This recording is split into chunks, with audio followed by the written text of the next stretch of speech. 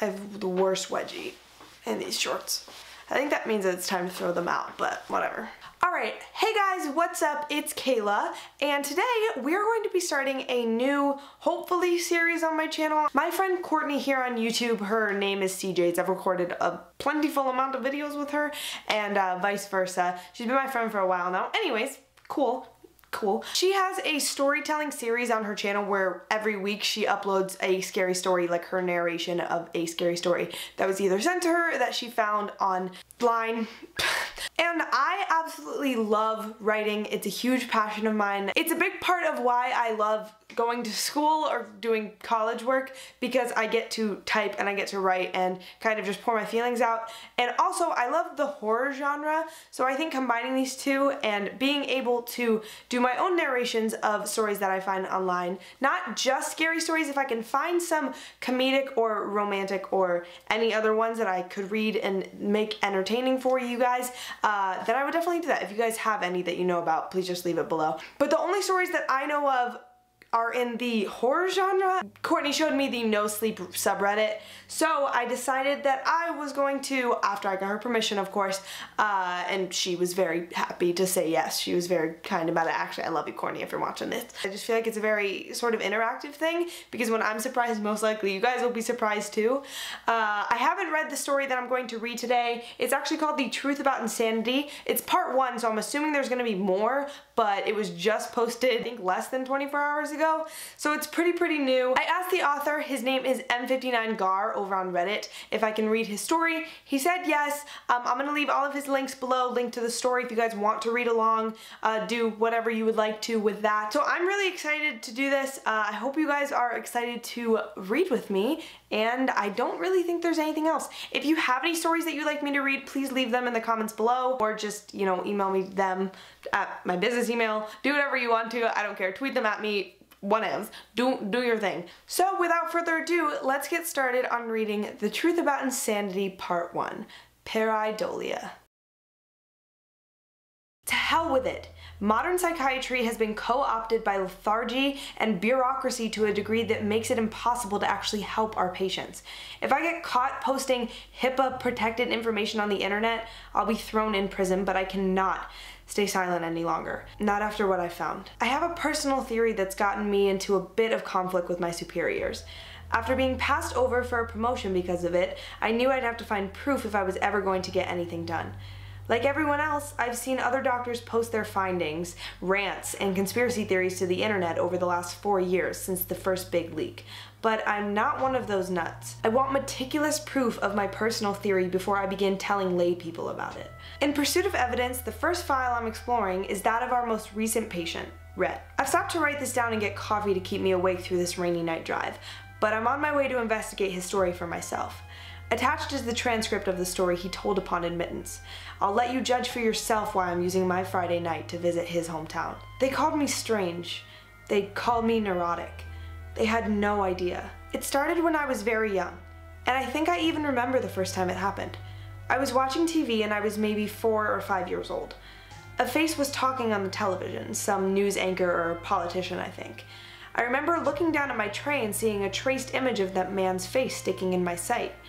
At the time, I laughed because it made my mashed potatoes wiggle and blur like an after image. But after that, it began creeping into my childhood like a choking vine. At first, it only happened once or twice a summer, and sometimes during the school year. I laughed it off, blinked it away, and went on like nothing had happened. By middle school, it was happening at least once a month, and I began to have my first publicly embarrassing experiences. You see, whenever someone's face would press itself upon my vision and move with it wherever I looked, I would get very nervous and do my best to look away. Have you ever tried to look at those floating little dots in your vision? It feels like you can almost catch them, but you never can, because they're in your eye. The same feeling seized me whenever after-image faces printed themselves on my sight. Look away! Look away!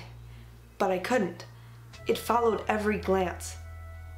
When this would happen again at school among my peers, I would immediately begin to quietly panic and constantly look away, moving my head back and forth in a futile attempt to escape the shimmering image. Elementary kids never cared, but middle schoolers were both observant and cruel. By high school, I was labeled a freak.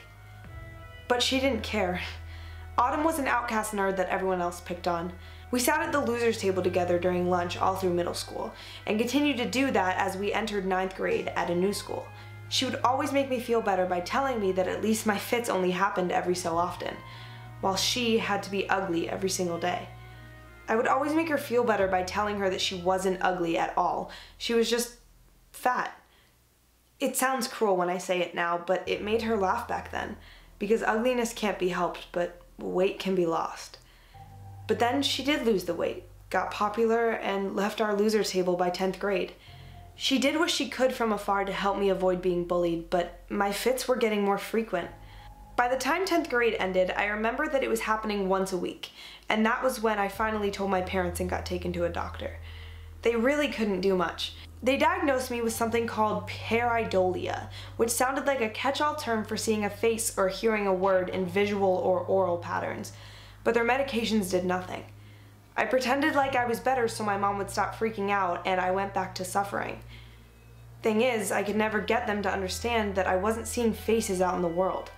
It seemed like everybody could see cutesy or scared faces in wall outlets, clouds, certain carpets, that kind of thing. This wasn't that.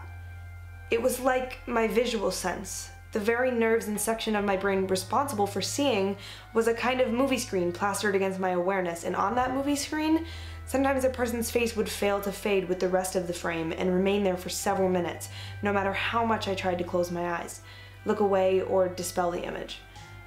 If that was all, maybe I could have hidden it, but these episodes always came with a sense of terror, as if winged mishap and doom was soaring toward me, and the only way I could escape it was to somehow not look at my own sight. As I neared the end of high school, I began to notice something changing about the shimmering after-image faces. They'd always been two-dimensional, images on a movie screen. But with terrible apprehension, I started to feel as if the faces were taking on a bit of solidness. Just like the episodes themselves, this new quality crept upon me over time, and it was my first day of college when I became truly certain that today's face had a nose that was definitely sticking out toward me. As I jumped my eyes back and forth in an effort to avoid looking, I half saw one side of the nose first, and then the other. It was becoming three-dimensional. It was Autumn that found me clutching a bench on the quad and crying. She sat next to me and helped me get through it until the face finally faded, and I could stop dodging my own sense of sight. "Who was it?" she asked, speaking to me as if we'd never grown apart and she was still my confidant in this. I remember every word of this conversation. Nothing has been more dear to me. Wiping my face dry with my hoodie sleeve, I told her, just some random person in the crowd walking by. I'm glad I wasn't really looking at him, so the face was really far to the side in my vision. She listened compassionately and then said, "I've been thinking a lot about this. Do you know I'm pre-med here? I got into all this because I needed to find a way to help you." I couldn't quite believe that. "But you were so popular, why would you care?" It was a cool fall afternoon, I remember that. She looked out at the campus quad with its bustling students. Turns out those friends were all shallow and selfish. My boyfriend? A jerk. All I could think was that you liked me before I got pretty. "Hey," I countered, trying to retain at least some dignity. "I liked you, but I didn't like you. And she just laughed. We both knew I was lying. Her theory, as she told me that night at dinner, was that I was actually experiencing migraines. She told me that the blurs and shimmering I described sounded like a precursor symptom of migraines, and that they were possibly the result of a storm of misfiring neurons. The episodes didn't cause me any physical pain, which she theorized was why previous doctors had misdiagnosed me, but they did come with a sense of overwhelming doom and panic that I could not control. That meant the causes of the neuron storm could be anything from mono to diabetes, and she'd been up every night that semester studying her books to try to figure it out. And good that she was on it, for the episodes were happening every day by then, and whichever face became the shimmer in my sight was taking on more and more parallax. As I dodged my eyes back and forth rapidly, the face was beginning to appear nearly real, albeit phantasmal and shimmering. I could almost feel its gaze upon me in return, daring me to look into its three-dimensional eyes. By the time it began to happen twice a day, Autumn had me visit a facility with MRI capabilities. After taking a control scan, we only had to wait an hour or two until I reported that it was beginning to happen, and the doctors rushed me back into the machine. I didn't understand the scans they showed me, but Autumn pointed to two areas that lit up extraordinarily during my episode. The first was the amygdala, which she explained is linked to the parts of the brain that, among other things, govern the senses and fear. The other hyperactive section was my primary visual cortex in the back of my head. Initially, she said it looked as if the neurons in these two areas were firing off in complete chaos, but as the weeks went by, she spent an hour or two each night studying the results and looking things up online. She apparently noticed a pattern. She got her hunch halfway through our second anniversary dinner, and we left their restaurant abruptly. The first thing she had me do when we got home was, oddly enough, art. I was terrible at painting and complete garbage at music, but she nodded in confirmation when I picked up clay and began sculpting. That day, I sank into something real, some consequence of my internal flaws. Having never sculpted before in my life, I shaped a large chunk with my fingers and thumbs into a perfect recreation of the news anchor I'd seen on TV when I was young. I remember the look on her face. She recognized him from old broadcasts. "I don't think you're sick." She stared down at her notes and scans of my brain for a minute before saying, "I think you're some sort of sculpting prodigy and you've just never had an outlet for what your brain is trying to do before." I so very much wanted my condition to turn out to be something good. "What do you mean exactly?" Her smile was both disbelieving and the biggest I'd ever seen. "I think your brain, during these episodes, is not trying to scare you or hurt you. I think it's memorizing a face in every single detail. I mean, look at that. You recreated this guy from a two-dimensional image on a TV screen you saw when you were hardly more than a baby." She looked up his picture on her phone. "Look, you've even got the wrinkles and the creases of his eyelids." She wasn't wrong. The gray clay had been formed by my hands into the spitting image of that news anchor as he'd looked back then. But I had to ask, then why am I so scared when it happens? "Your amygdala," she said, nodding to herself. "It governs the senses and fear. The fear is just a byproduct of what's going on in there." Very excited, she got up and began gathering more clay for me. "I want you to do something you've never done in your entire life." I gulped. I could guess. "Honey, I want you to trigger an episode on purpose." I shook my head. "Please, I think the key to curing you of this is letting it happen. Give it an outlet, control it. You've been trying to suppress something your unique brain is wired to do, and it's going to get the better of you sooner or later. Try it, please. Just once. I'll be here the whole time." I was getting anxious just thinking of the coming feeling, but she was very convincing and I got caught up in her enthusiasm. I agreed to it. "Here," she said, setting me up in front of a big block of clay. "Focus on my face and then harness the episode. Let it fully realize itself into a sculpture." So I did. For the first time in my life, I let the anxious wall of terror inside me slip a little bit. The episode began almost immediately. There was extrinsic fear, as she called it, but I pushed it away and let it happen. She was so pretty.